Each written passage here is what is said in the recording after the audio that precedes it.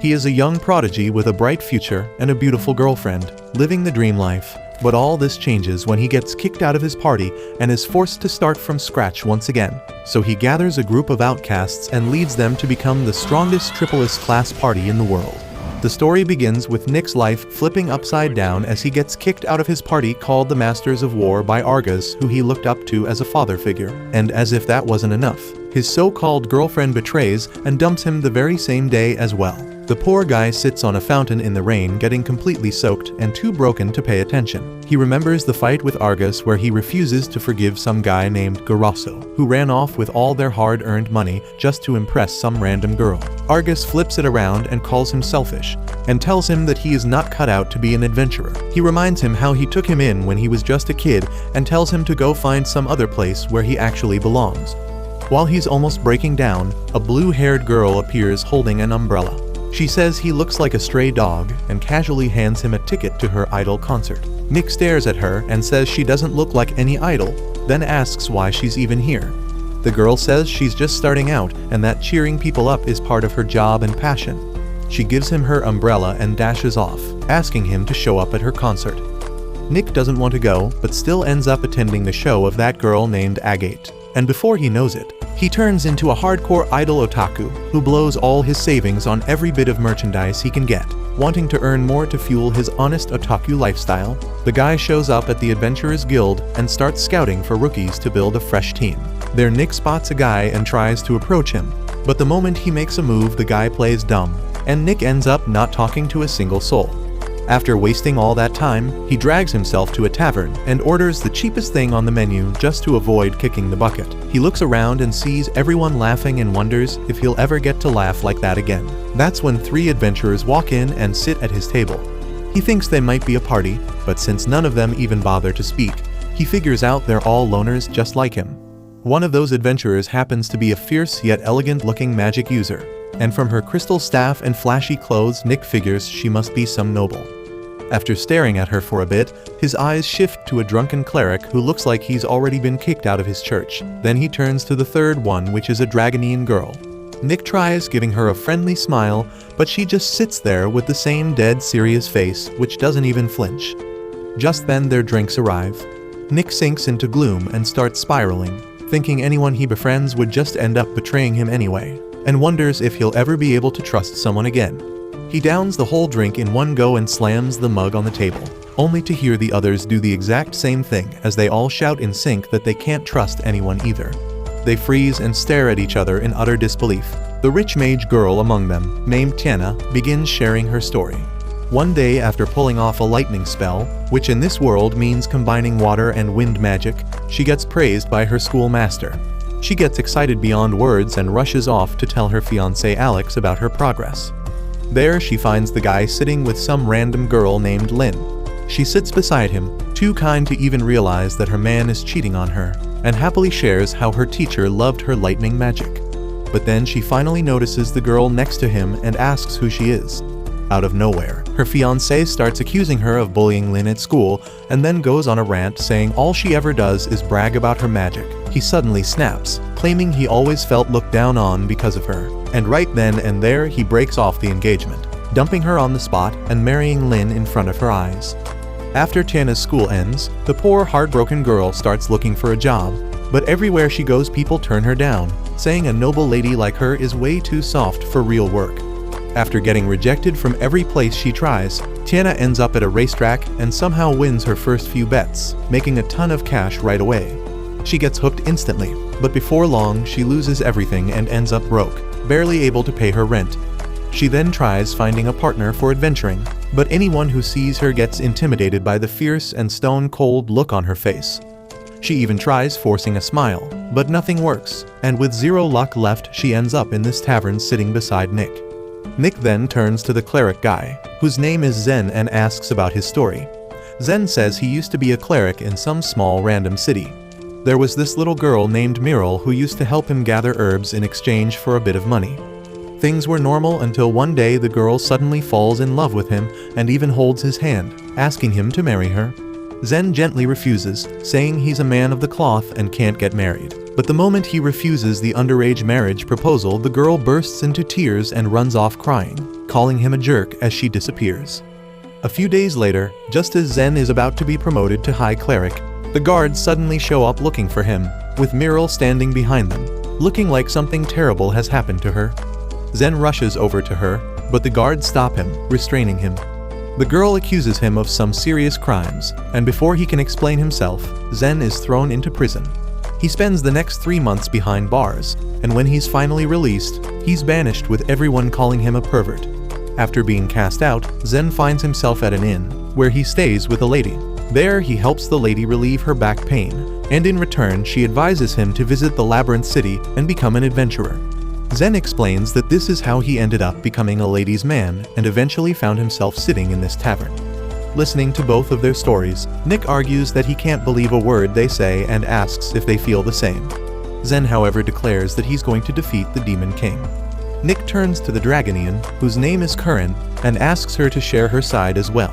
She simply responds shouting that something important was stolen from her, and even worse by the person who meant the most to her.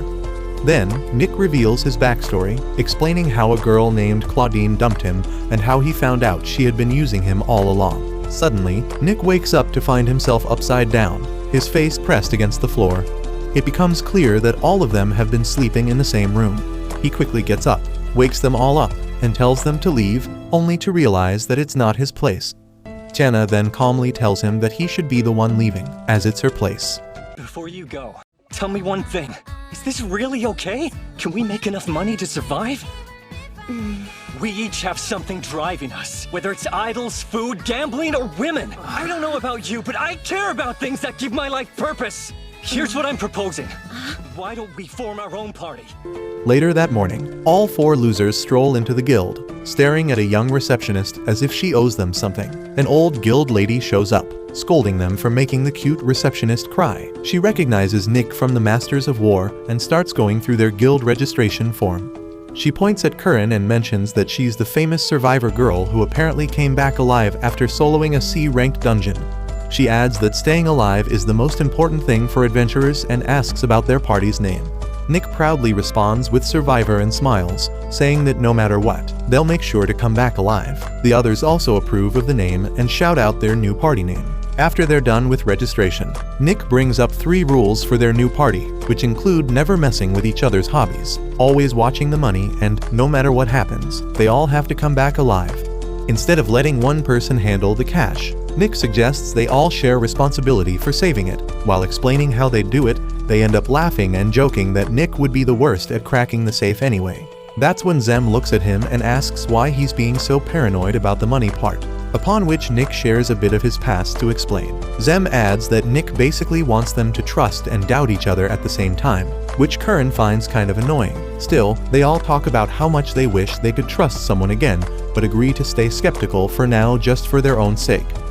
The party heads over to the Sticky Aqueducts, which turns out to be one of the 3 labyrinths they're allowed to explore while stuck at their starting rank G.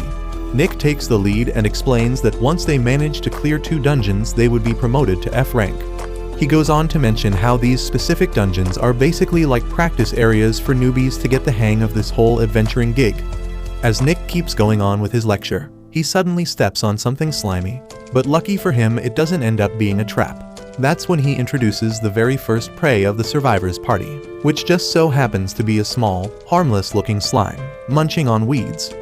Everyone can't help but point out how adorable the little thing is. But Nick explains that even though this squishy cutie doesn't look threatening at all, it can actually turn into a giant menace that might start munching on cows if it manages to sneak into a farm.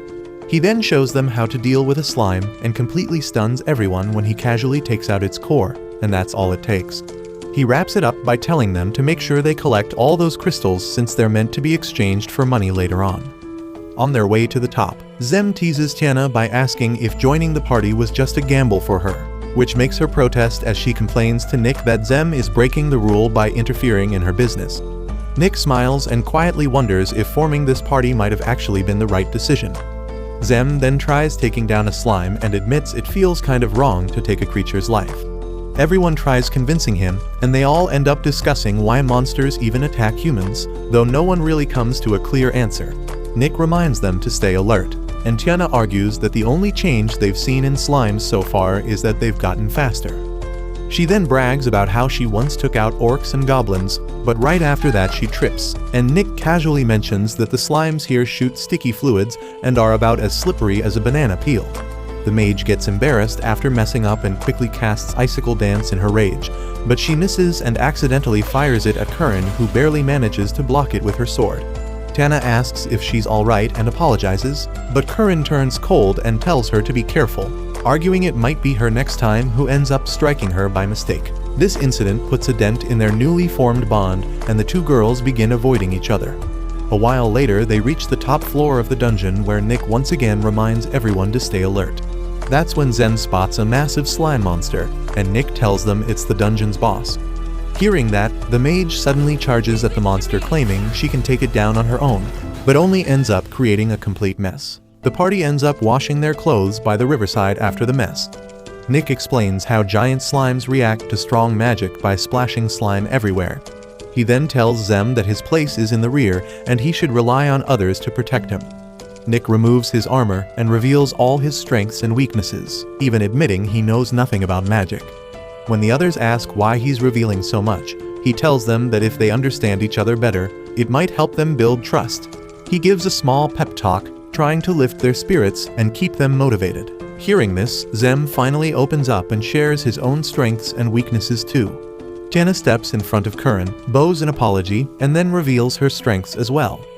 This gesture seems to soften the Dragonoid's heart, and when Tiana sits down and starts acting cold, Curran lets out a sneeze that shoots a little ember toward her to start a fire and warm her up, though she jokingly claims she was trying to roast her alive but missed. That little moment finally seems to patch things up between the two. Next, our heroes make their way to the Goblin Forest, where Nick explains that these monsters are generally weak as long as no one ends up getting surrounded by a whole pack. Just then, a goblin jumps out and attacks Zem out of nowhere, but luckily he manages to deflect the attack. Nick steps in quickly and finishes the creature off.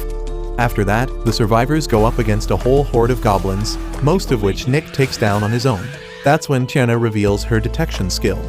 With her skill, Tiana points out that one of the monsters is holding way too much magic to be just a regular goblin. Nick tells the team it's likely an ogre, which is an evolved form of a hobgoblin. The survivors briefly consider retreating, but then agree to move forward, reasoning about both the reward and the people who could be in danger if they leave the goblins and the ogre unchecked. They put together a plan that mainly relies on Nick and Curran, since magic doesn't work on evolved ogres. On their way, Curran and Tiana again bring up their trust issues nonsense, and end up agreeing to give each other another shot. All of a sudden, Curran senses a monster nearby and takes off after it, with the others quickly following behind. Zem casts a magic buff to boost their strength, while Tiana uses her spells to clear the path ahead. As the battle heats up, the talking ogre orders its minions to attack. Curran's legs start to tremble as she wants to trust Tiana again, and Tiana feels the same. The two finally place their trust in each other, and the mage casts her spell, which passes cleanly through Curran without harming her, clearing all the goblins in its path. Curran then charges ahead and, with her flaming sword, unleashes a fire dragon strike that brings the giant ogre down. After the fight, Nick begins collecting goblin horns to use as proof for payment and asks the others to help. While Curran places a horn in her bag, she finds a pendant that brings back some memory, leaving her quietly upset. Just then, Nick stumbles upon another ogre that he suspects is mid-evolution. He struggles a bit during the fight, and after pulling out the horn, he loses his grip. The horn slips from his hand and falls right onto Curran's pendant, cracking it. We see a flashback where Curran lies limp on the floor of an eerie dungeon as she groans in pain until a nightmare-sized insect crawls over her face and jolts her awake. She pulls out her pendant and stares at it, trying to process that it wasn't just a dream. Back when she was with her last party, Curran walks through the market while a scheming merchant notices how much she likes a pendant and tries to scam her. As she walks away, he yells that Dragonian monsters like her should be careful since she damaged his goods with her dirty paws and threatens to call the knights on her if she doesn't pay up. Curran begins to worry, but a blonde man named Kalios appears and reminds her not to stray from him when she's shopping. The scummy merchant complains to Kalios about Curran's oopsie, so the man grabs the pendant from him and tells her to go ahead and scratch it again, leaving both of them speechless.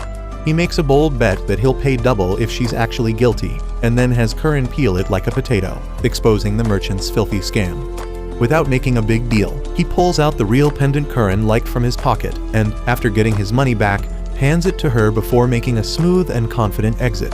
You see, Dragonians are a proud demi-human race whose destiny is to aid the hero and save the world, which is exactly why she spent every single day supporting Kalios's party.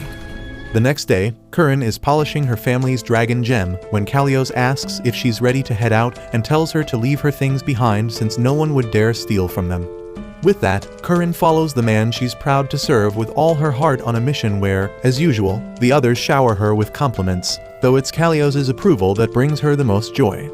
Afterward, she offers to help with the grunt work, but Kalios tells her to trust her party and save her strength for when it truly counts. As they near the boss, the pot snake, he assures her he's got her back, and Curran charges in without hesitation. She slams her shoulder into the pot, which enrages the serpent and draws its full attention to her, prompting the rest of her party to jump in. She asks Kalios why it's glowing like that, but he keeps telling her to just trust them and hold its focus.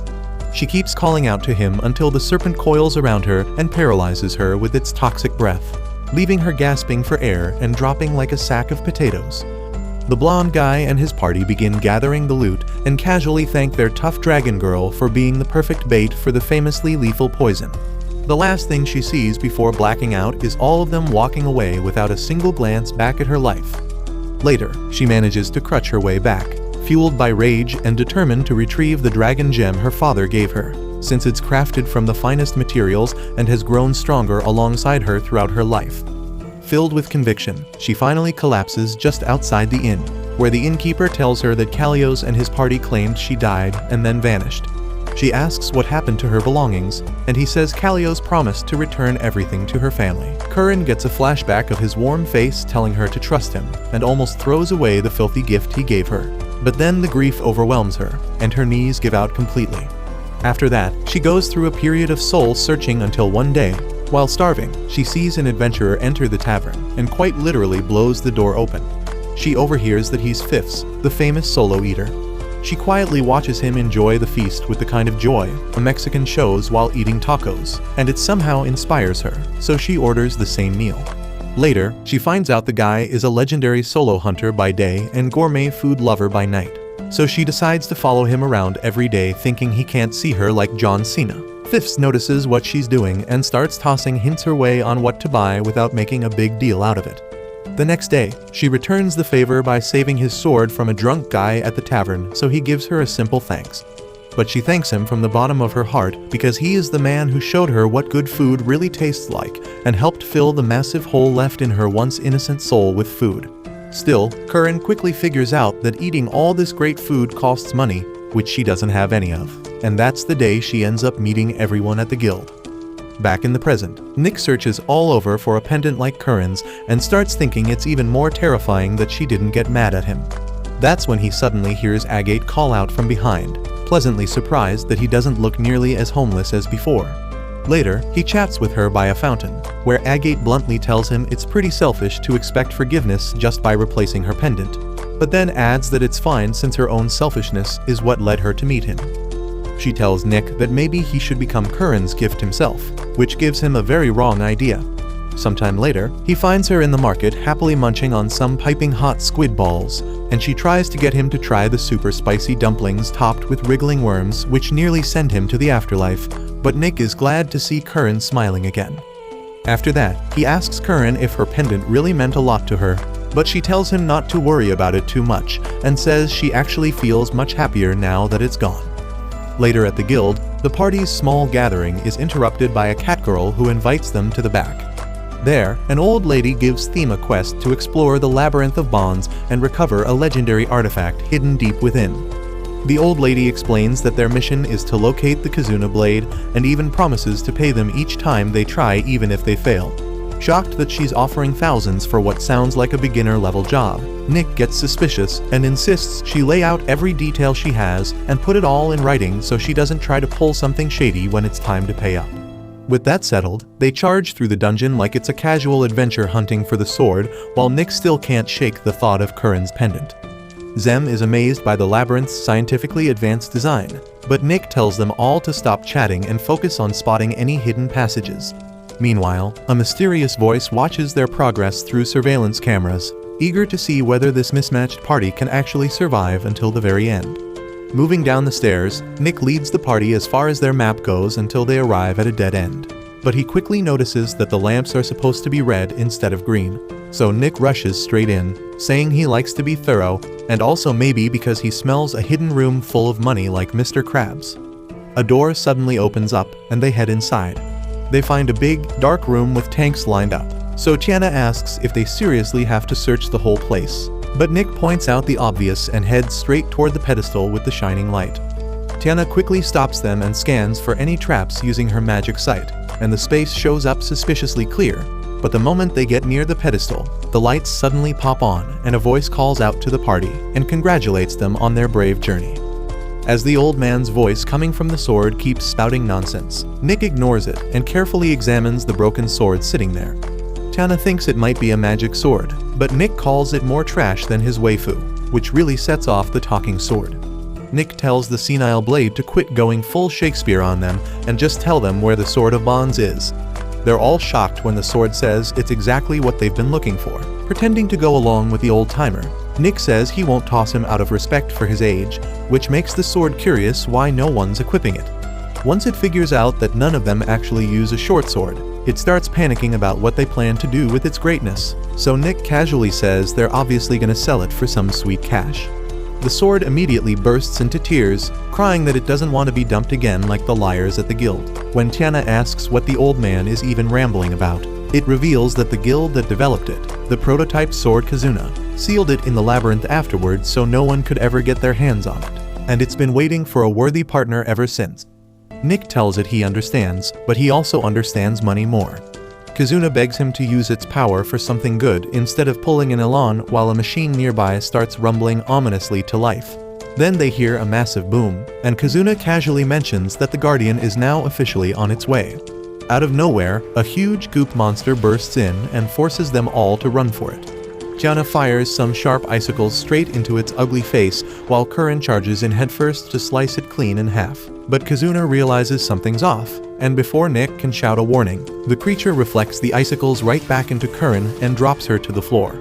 Nick rushes in to cover the others by attacking the monster and yells at everyone to make a break for it while he keeps its attention. He quickly realizes that his attacks are doing absolutely nothing as the sword explains it's made of nanomachines and begs Nick to use its power, because that's his only real shot at surviving. Out of desperation, Nick's glowing blade of light gets larger, while the others struggle to get past the unbreakable door blocking their escape. As he glances at each of them, the sword tells Nick to imagine Curran in his mind and chant Union, but the light suddenly vanishes, so he yells at the hunk of junk for lying. He tries to lop off a piece of the monster anyway, only for the Guardian to smack him out of existence and yeet him into a hole in the ground like a golf ball. Seeing as their attacks don't work, Tiana gets the big brain idea to freeze it with ice magic and gives Curran a chance to save Nick. The moment she leaps into the hole though, it breaks out of the shell, leaving the two mages to buy time. Meanwhile, inside the rubble, Nick realizes he's fractured some ribs and considers giving up until he hears Curran call out to him. He tells her to escape with the other two while they can, which makes her really mad, and she says it's meaningless unless they all go home together.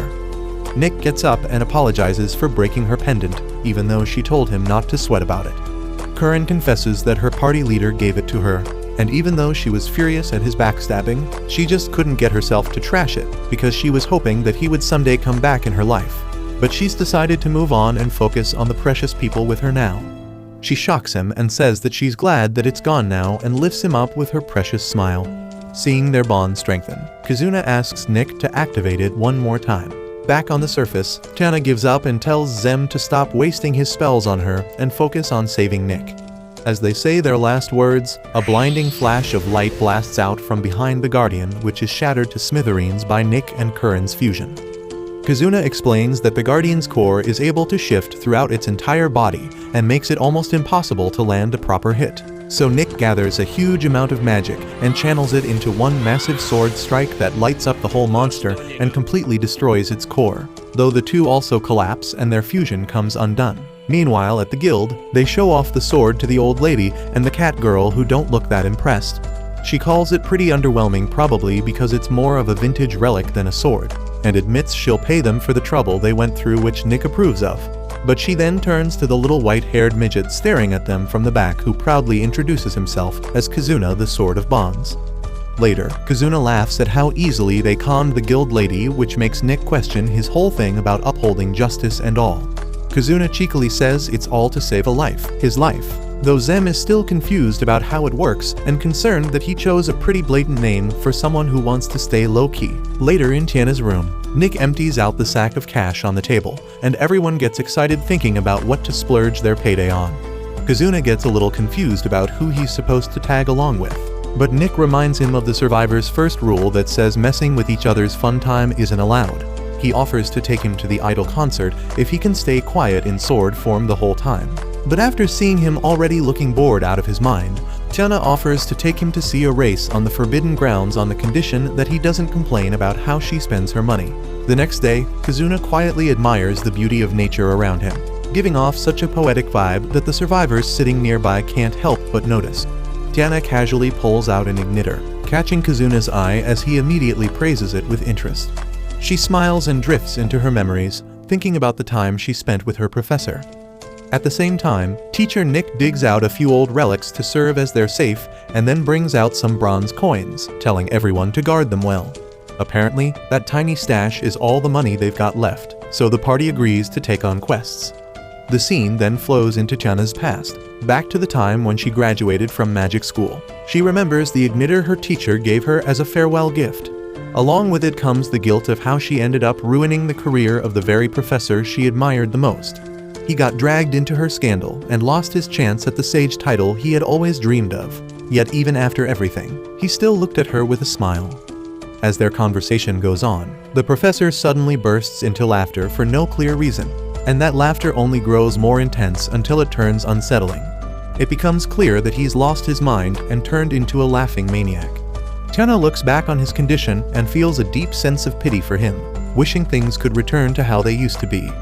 As she rises from her bed, she wonders if she might just wake up in her mansion again. Meanwhile, Curran wakes up too, followed shortly by Zem. At the same time, Nick finds himself trapped in a dream about Claudine, but it quickly turns into a nightmare, snapping him awake as he pants heavily. He starts to wonder if it was telepathy, and if Kazuna has been sleep-talking inside his dream.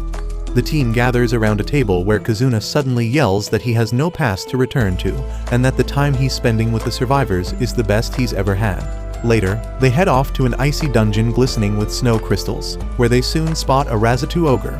While everyone is communicating quietly through telepathy, Kazuna ends up ruining the meaning of it as he charges straight at the monster, hoping to show off his skills. He actually does pretty well with the sword and even reveals a new move called Parallel, which lets him create a duplicate of himself.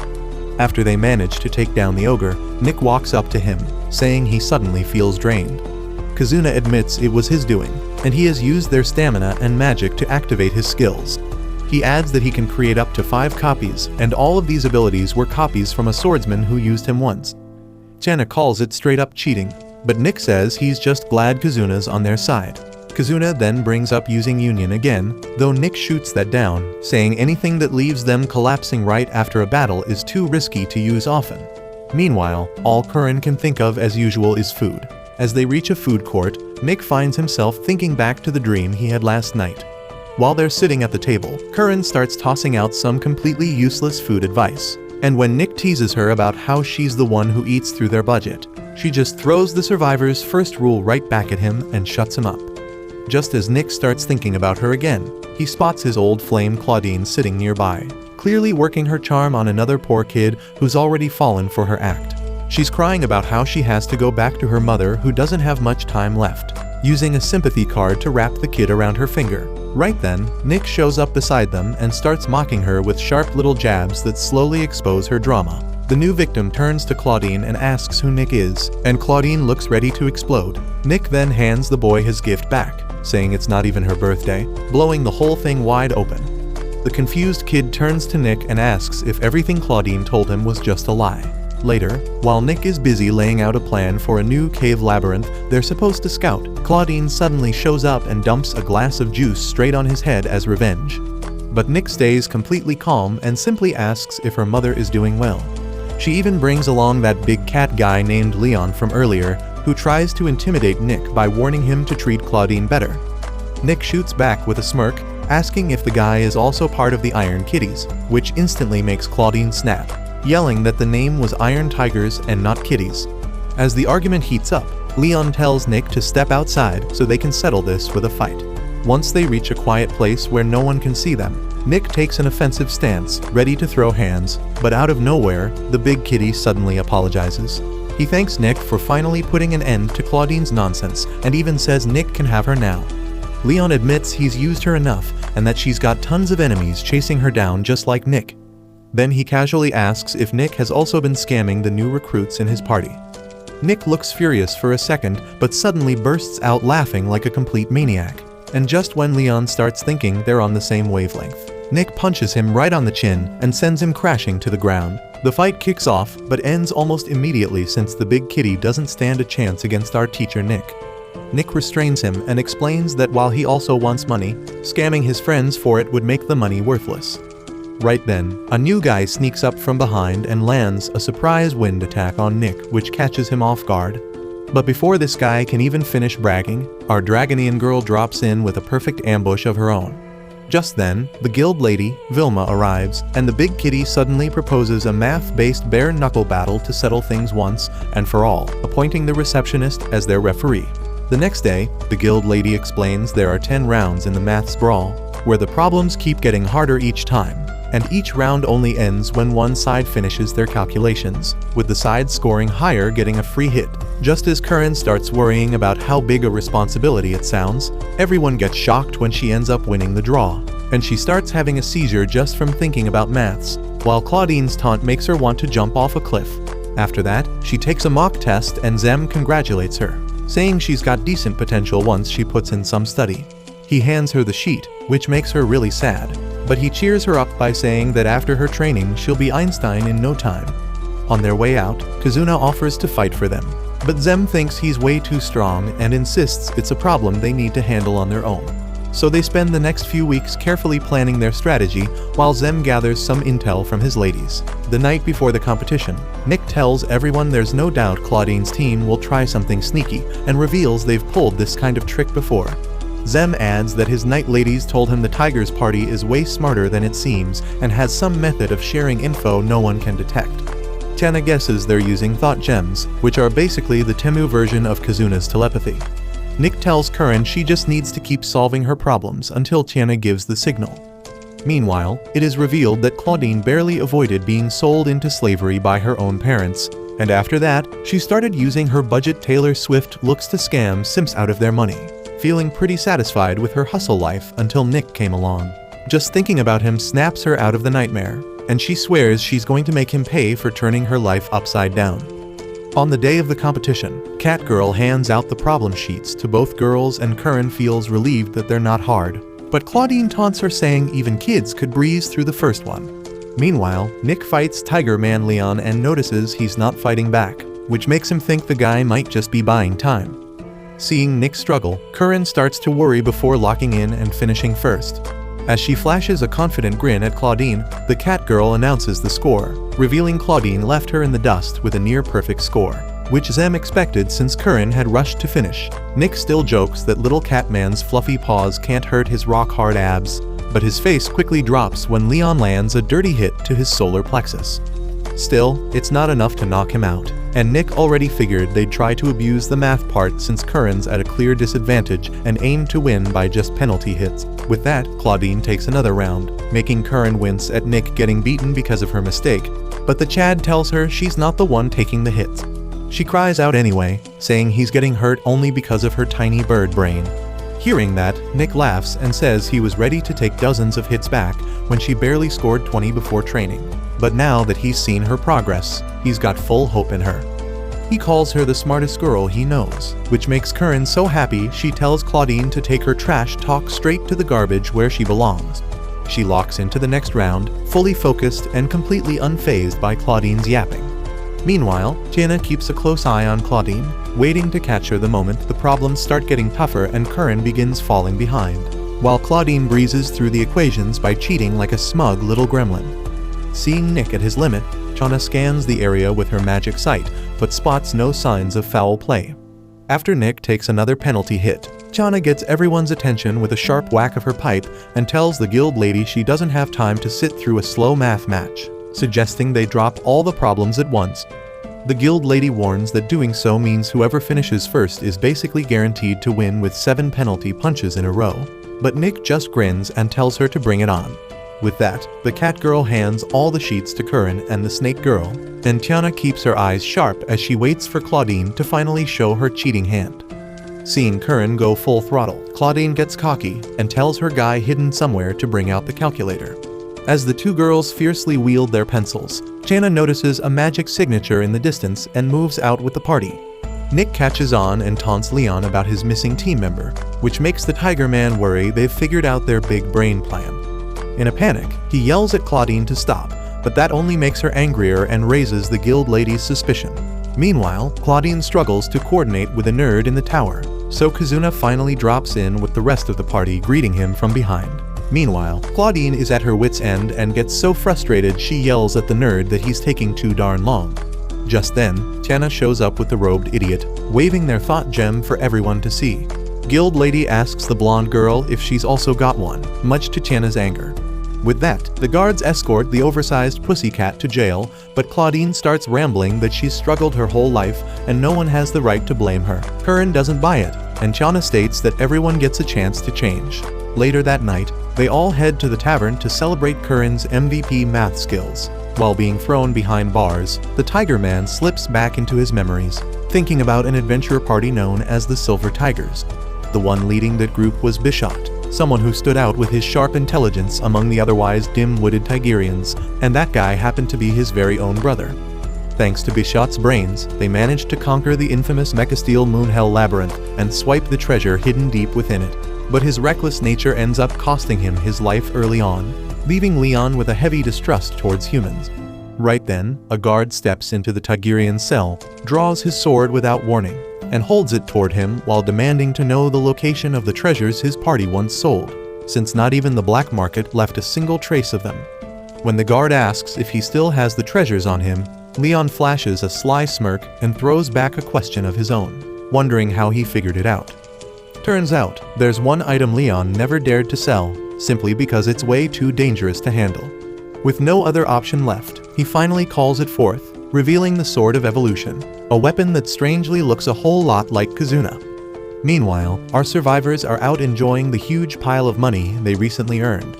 Being the undisputed queen of gamblers, Tiana sits confidently at a casino table, fully immersed in the game while keeping a sharp eye on everyone around her. At the same time, Nick shows up to tag along with Kazuna, who originally came just to grab some ice cream, but ends up completely ticked off when it gets sold right before his turn.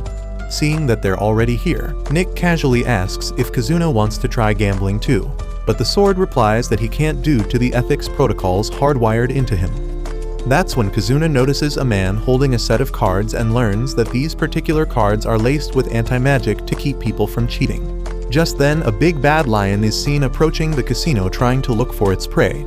Back inside, Tiana calmly soaks in the sweet scent of her incoming victory, fully aware that no one in this room stands a chance against her. Just as she wins and gets ready to leave, the big bad lion from earlier storms into the casino, causing a whole mess and throwing everything into chaos. The guy starts looking around, and it quickly becomes obvious that he's here for our hero Nick and is holding on to some serious grudge.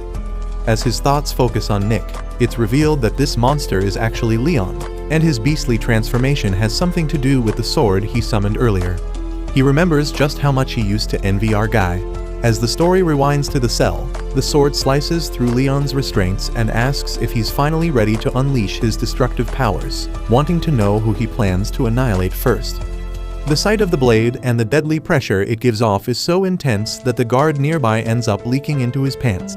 Leon calmly tells the Sword of Destruction who his target is, and when he questions whether the weapon's still strong enough, it proudly snaps back that it's from 100 years ago, and that tech has only gotten worse since then.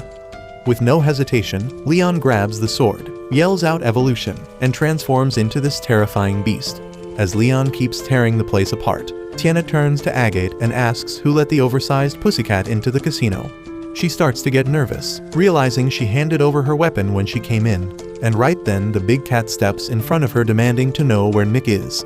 Tiana casually asks who he even is, but freezes the moment she realizes it's actually Leon.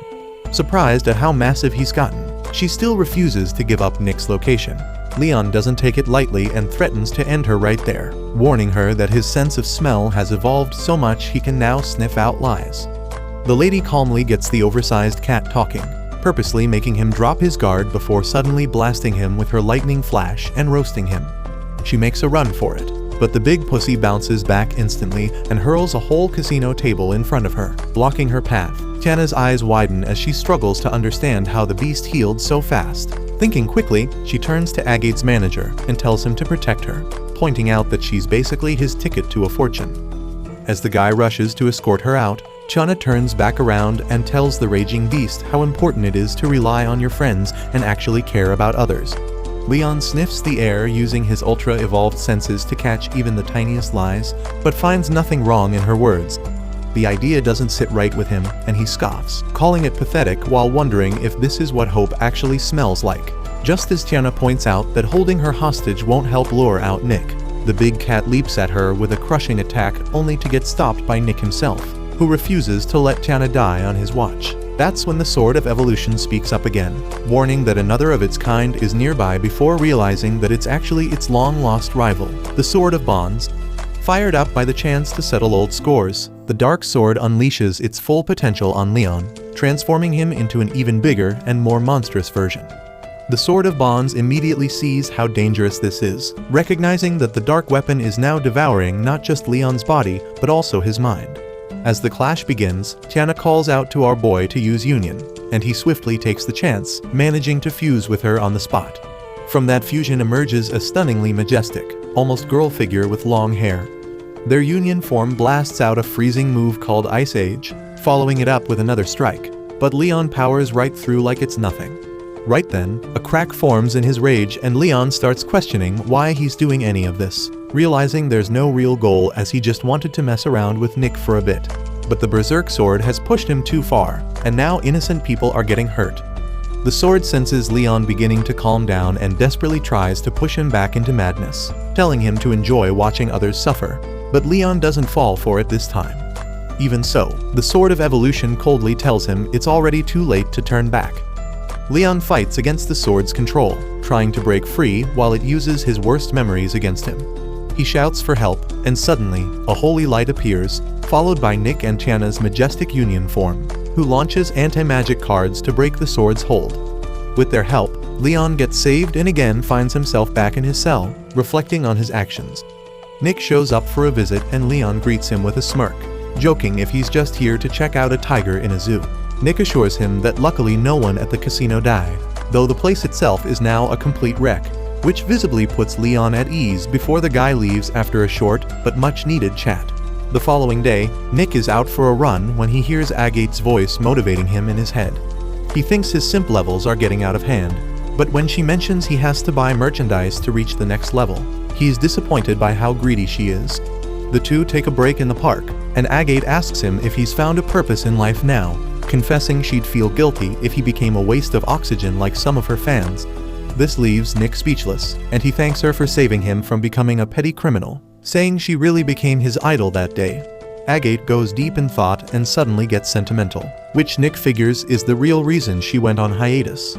Back at her boyfriend Donnie's pub, we see Agate, whose real name is Belle Hadjins, before she became an idol. She used to sing just for fun until one day, a producer showed up and recruited her for his company. Her boyfriend tries to chase off the bald producer, but when he hears how much money it could make, he throws up his hands and becomes her manager. That night, she watches an idol shine like a diamond on stage, and it lights a fire in her heart to sing and have fans accept her.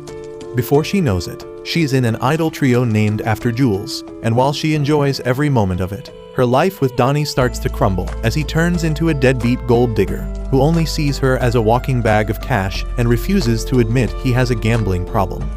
A few days later, Agate sits alone, thinking about how far Donnie's fallen from the dream he once shared with her. He used to talk about opening a bar that would make Gordon Ramsay proud. That's the day she sees Claudine roast the life out of Nick's non-existent dignity, leaving him so crushed he walks into the rain and sits there like a lifeless husk. So she decides to talk to him out of pity. A couple days later, Agate finds herself in a casino where Donnie burns his winnings. There, she spots an angel who's more of a gambling demon than anything, effortlessly putting everyone at the table to shame. A short while later, the angel transforms into a magical being and slays a monster right in front of her eyes, leaving Agate completely awestruck. Later, her producer makes Donnie sign a contract to settle all his debts, with the condition that he has to forget Agate and never contact her again.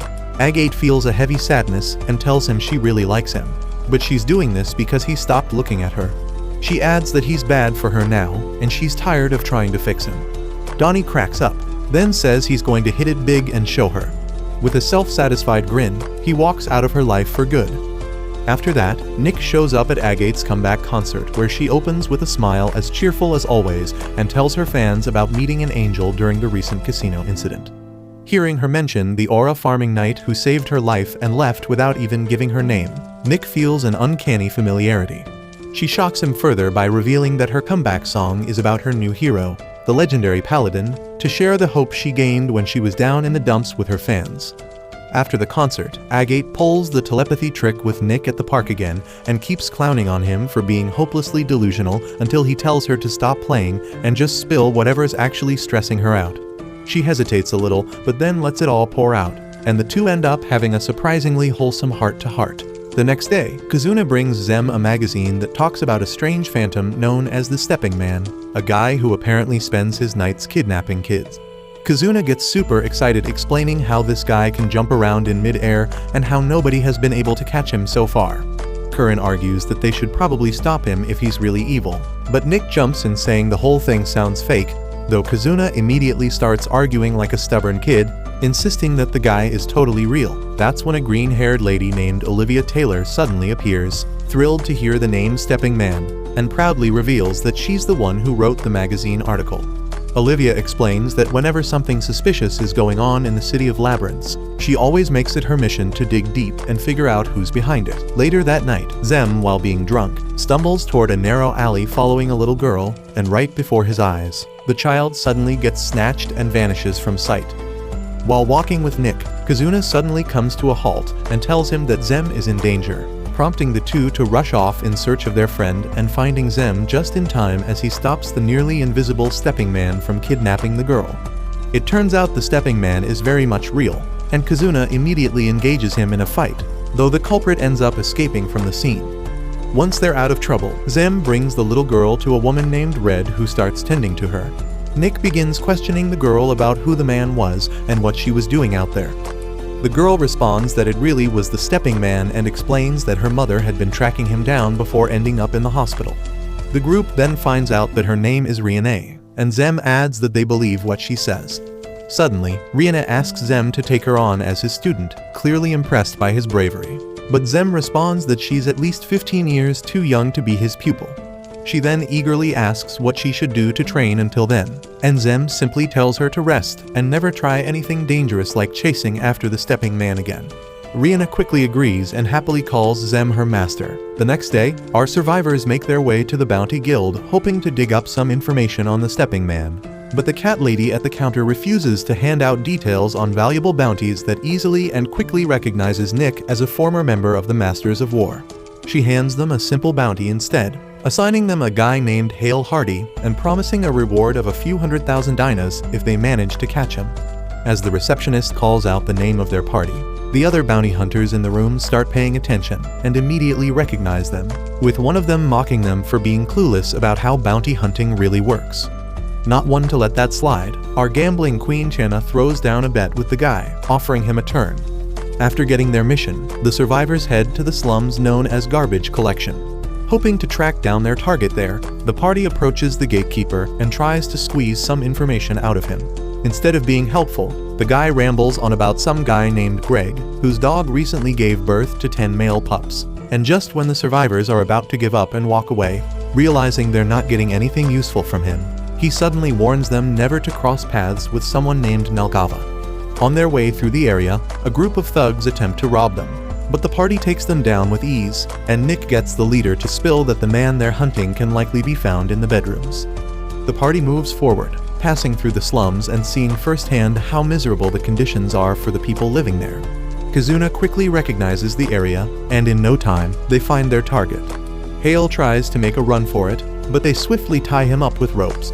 Just then, a bald man appears, revealing himself to be Nelgava, who claims Hale as his patient. He demands to know why they're taking his patient and gets angry. Nick calmly explains the situation, and after a brief back and forth, Nelgava reluctantly lets them go, arguing that a sinner like him can't be forgiven for his sins. It's revealed that Nelgava, like Zem, is also an ex-priest and is qualified enough to treat highly contagious diseases, but for some unknown reasons, he's now stuck in the slums. Kazuna tries to ask Nelgava about the stepping man, but they don't get any useful information from him. The survivors head back to the guild to claim their bounty, and Tiana takes the opportunity to boast about easily winning the bet. She collects her winnings and heads straight to the counter, treating everyone in the guild to free drinks, winning their hearts. The next day, the survivors approach the receptionist, hoping to get some information on the stepping man. She tells them she doesn't know much, but mentions a suspicious person who's been seen talking to kids, pointing towards Olivia, who's sitting with Riane. The survivors grow wary of Olivia and decide to investigate further, wondering if she might be the culprit. Nick orders his team to block off all the exits, and just as he's about to question Olivia, asking where she was 2 nights ago and if she's been kidnapping kids, the lady jumps high into the air, creating a hole in the roof and making her escape. Later at the brothel, they talk things over until a surprise guest shows up. Zem immediately clocks the mature blonde lady as Ada, and Nick confesses he's a fanboy for the legendary party grand chef's famous swashbuckler. After quick intros, the woman apologizes for her daughter Riane's wild behavior, which Zem fully agrees with. That sends the kid into rage mode, thinking her master's a total coward. But he says he can't be her master since little girls horrify him, ever since one lied and got him jailed for half his life. He adds that now his body literally freezes up around young girls like her, and he forgets how to breathe. She asks how he protected her from the kidnappers, and Zem answers that any adult would save a kid in danger, but maybe it means he's actually healing. Rihanna then drops the whole 15-year-old thing, and Ada refuses to marry her girl off to some sketchy priest, but Rihanna hard passes on marriage anyway, saying she's got high standards for a boyfriend and only wants Zem as her master. With that, things get serious and Ada advises the group to quit their pointless mission, now that they've seen firsthand Stepping Man is way out of their league. Nick steps up and tells her she has no right to stop them, so she fires back that he's a dumb kid with no muscle to speak of. Nick accepts that and says he still can't sit back when children are being kidnapped left and right. Ada makes it clear she's tapping out to save her own skin and make sure Rihanna doesn't end up an orphan, so Nick asks if she'll train his party instead. Watching the party leader bow without hesitation wins her over, and she kicks off their training by serving soup that brings out their magic potential, since using magic right is the only shot they've got at standing a chance against Stepping Man. She then trains Nick on the same enhancement magic Stepping Man uses, called Light Body, and tells him to skip across a tightrope 10 times. He shocks everyone by breezing through it until the 9th jump sends him crashing knee first into the concrete. Later that night, Stepping Man gets his creepy hands on another young maiden, but Kazuna and Curran swoop in for the save. Zem is thrown off that he always strikes at the exact same time, and when Nick asks if he's Olivia, the guy's face glitches for a split second before he bolts onto a roof. Kazuna points out that no regular human could use this many spells, and he's probably using a magic item. So Nick swings by an old friend and bribes the artifact specialist with food for information. Leon tells him about an artifact called the Illusion King's Jewel that hides the user's presence and explains its spell can be broken just by naming the user, something Nick already tried. But Leon says it only works if he's completely sure who it is. The next day, Nick is practically doing backflips during training, which reminds him of when he first started out as a kid. His old instructor had him build up physical skills before even touching magic, and told him his midget build didn't have to be his weakness. Back in the present, Nick pulls off some full Spider-Man moves and lands with peak aura, though he still can't fully control the light body spell. Zem then brings some good news that he's got a solid lead on Stepping Man, and with that, they head to the slums where there's nothing new other than a recently arrived child's body.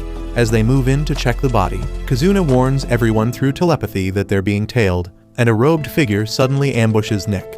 He uses Light Body to dodge her monstrous punches, but that spell only confirms Olivia's suspicion that he's Stepping Man. She starts wrecking the rails like they're made of tissue paper and responds to Kazuna's signature technique with her own shadow clones. Nick takes the chance and shouts at Olivia to just admit it. So the woman casually pulls down her hood and owns up. Olivia says she's honestly disappointed that he turned out to be Stepping Man and explains that while she proudly cosplays as him, she's not the actual kidnapper and they just happen to share the rooftop jumping hobby.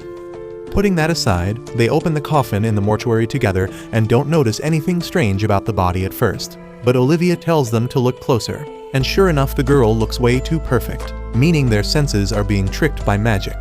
Kazuna suggests they examine the body more carefully, and that's when they find a shard of the Illusion King's jewel. As soon as Olivia crushes it, the girl's real features come into view. Back at the brothel, they identify her as the daughter of a runaway blacksmith's kid. Zem notes that since the body was dumped with the garbage, there's a good chance the culprit's still lurking in that area. As he promises they'll return the girl to her parents and get justice, Zem quietly admits he has a pretty solid idea who Stepping Man really is. The following night, Nick catches Stepping Man on a rooftop again. He mocks the faceless figure for missing his sneak attack, and the guy surprises him by complimenting his polished martial arts.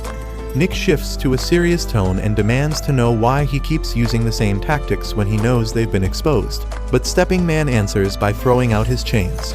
Nick charges in for close combat and says he's figured out the reason behind the kidnappings, especially near the garbage collection sites. Stepping Man doesn't buy it, but Nick stops his kick just inches from his face and pulls back.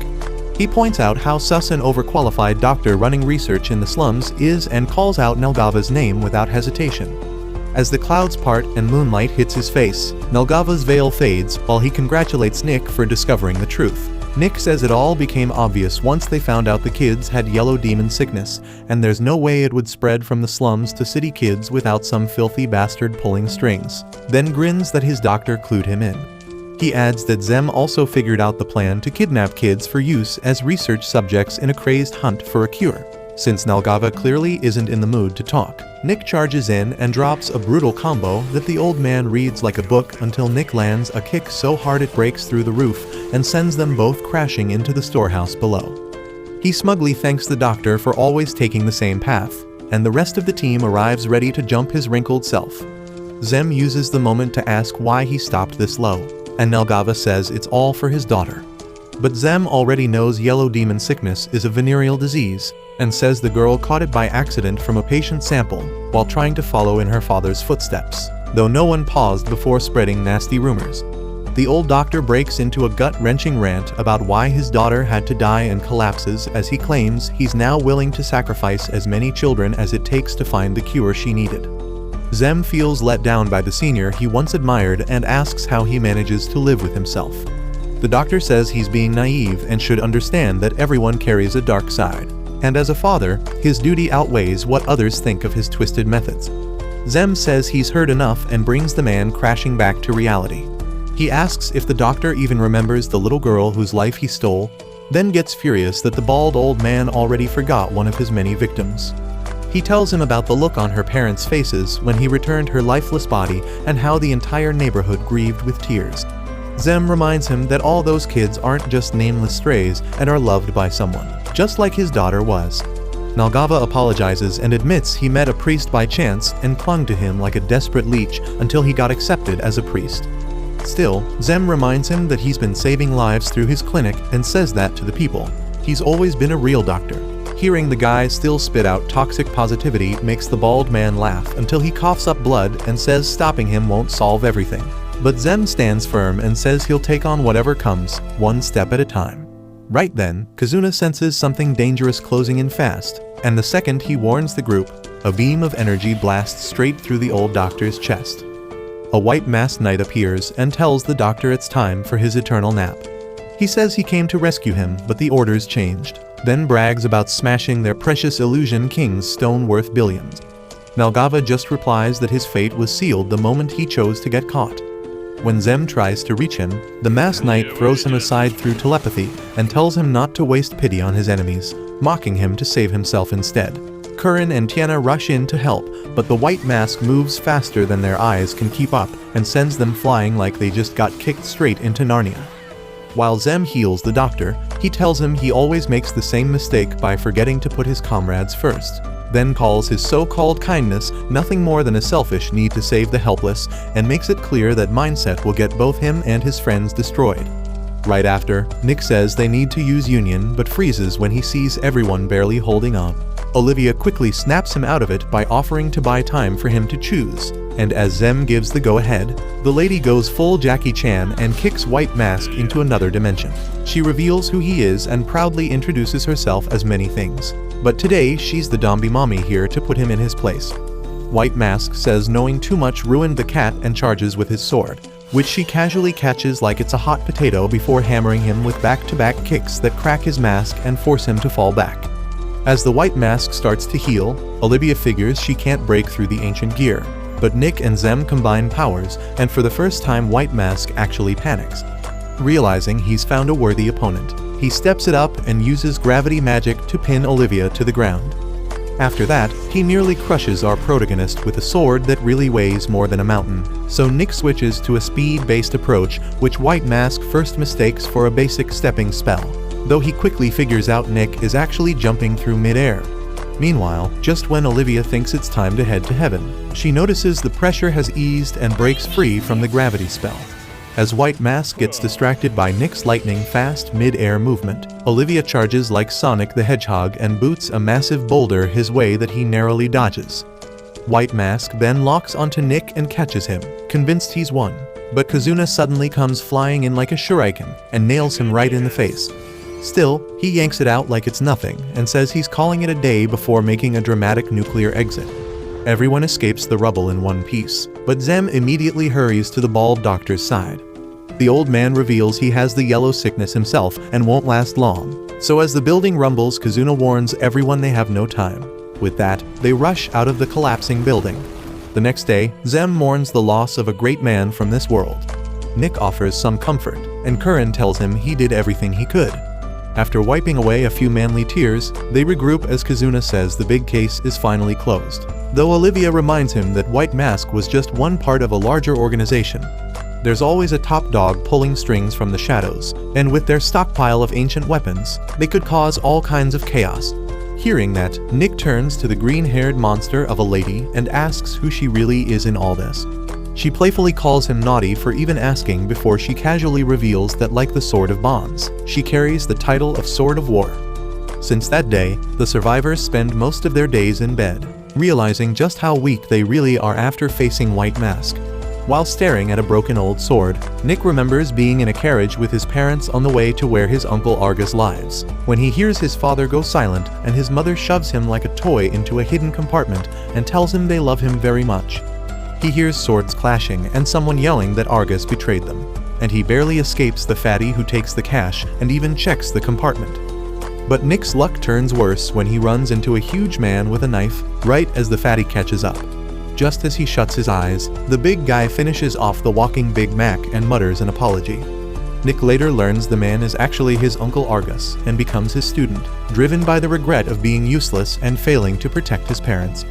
Wondering what he could have done to change how things turned out, Nick lies in bed as his thoughts grow darker until he drifts off. He wakes to the sound of rain pouring and Agate singing nearby. Letting the umbrella she lent him slip and land on her head, they end up sharing a quiet, sweet moment, talking through the night. Meanwhile, Zem takes over Dr. Nelgava's clinic and finds real joy in helping the people from the slums who need it most. He realizes it's impossible for him to hate the doctor and finally accepts his selfish desire as he sees the smile on a patient's face. Back at Tiana's place, she spends sleepless nights reflecting on her life. Even though she keeps winning bets and is practically swimming in wealth, it all feels empty until she tastes a delicious soup that reminds her of a dear friend who would have loved it. The next day, Curran checks in with everyone and asks if they're doing well. When Kazuna notices what Zem's been up to in his free time, he brings up the rule they made to not pry into each other's lives. A rule that now makes things feel colder since after the job ended and growing them apart. That night, Kazuna visits Zem at the clinic, and when Zem tells him to leave, the boy says he doesn't need to meddle in his life, just to watch his back in a sketchy area. Curran stops by the next morning too, and Kazuna tries to break the ice, but when she finds out they had breakfast without her, she immediately goes off. As she walks through the streets, annoyed that she still can't get Kalios out of her head, She spots a little girl falling for the same scam she once did and gives the sleazy merchant an earful. Right after that, Nick and the others bump into her and invite her to the festival. She agrees. The second Tiana says there's good food. Being with her friends helps clear away the frustration from her last team, and she promises to fulfill her duty as a proud Dragonian who stands with humanity to help save the world. Just then, Olivia bursts in with wild news about the Demon Lord returning and White Mask being involved, but quickly admits it's all in her head and her only real skill is making fake news. Seeing everyone together makes Curran emotional, and she finally admits she's been thinking about her lost Dragon King's stone all on her own, even while having fun with everyone. Tiana tells her she can go after it, but this time with the whole group, and says their rule doesn't count if she turns her personal quest into a job for the party. Nick jumps in and says the survivors fear no job. That cheers Curran up, and as they all raise their hands like they're posing for an awkward group photo, the fireworks light up the sky. They watch the dazzling display together as a team with renewed trust in each other. That's where this video ends. Remember to like and subscribe to the channel. Thanks for watching, and I'll see you next time.